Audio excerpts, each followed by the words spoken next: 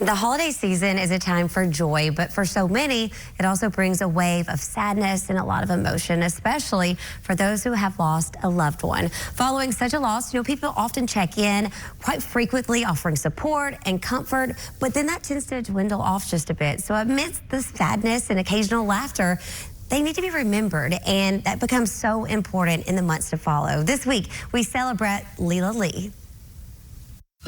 The holiday season can be really difficult, especially if you have lost a loved one, specifically your best friend of over 30 plus years. My new friend, Karen Sims, you're here with us today, and we're going to talk about your hero. And this actually happened after your husband passed. You were working the polls, you were volunteering, being a hero. And tell us what happened on that election day.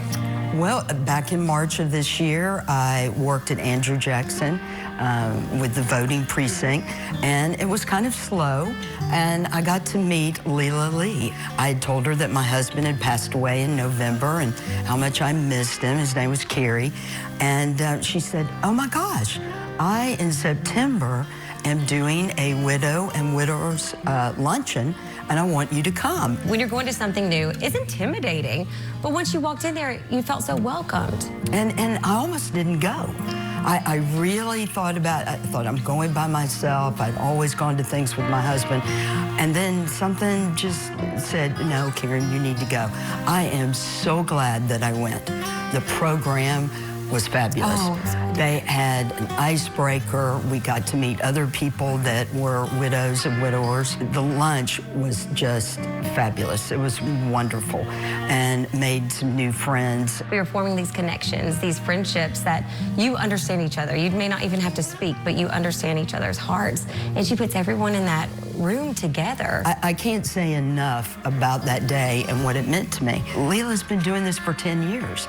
And she said there are other programs in Nashville where people will charge to do this, and she did not want to do that. Putting all this together, it's expensive. The time, the food, the prep, the bags. I sent her a small check because this is her ministry, and she needs help with that, and she's not really asking for it. She's been doing these lunches for 10 years. Right. But that just shows that this is a God-given talent that she has in her heart, because she truly touched you and made everything so relatable, too. You know, the holidays are a really hard time, Nikki D, for a lot of people, but especially people that are widows, because you've done so many things with your spouse over the years.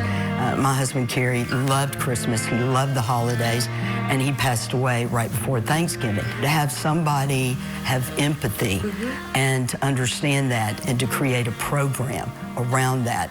And there are so many programs out there, but I think hers is really unique, and it's very welcoming.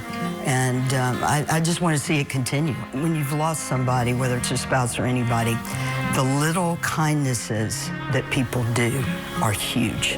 I feel like Leela's an angel for me.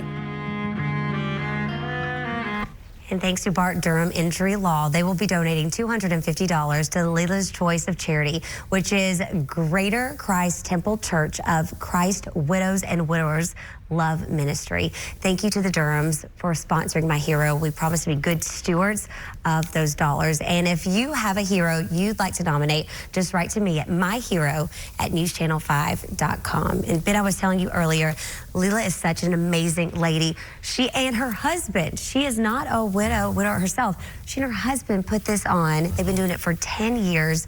And just reaching out did so much for her, just knowing that she was thought of, she was loved, and being able just to be in a group with people that their hearts are heavy too. Right, to be that empathetic, even though you're not in that situation, but understanding that that marriage is such a bond, your spouse is your best friend. And I'm proud of her too, though, for going to that group when she was used to going with her husband.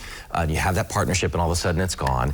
And during the holidays, that can be important. Sometimes they say that second holiday can be the hardest. So I'm so grateful that by the grace of God, she's kind of found this new group. Me too. To be introduced to, and proud of her and thinking of her. Very sweet. Karen is a precious lady, and y'all, she's got an amazing testimony. Her mom passed away. She decided to then retire from teaching, and she and her husband got to travel before he got sick. So beautiful way how things unfolded. Yeah.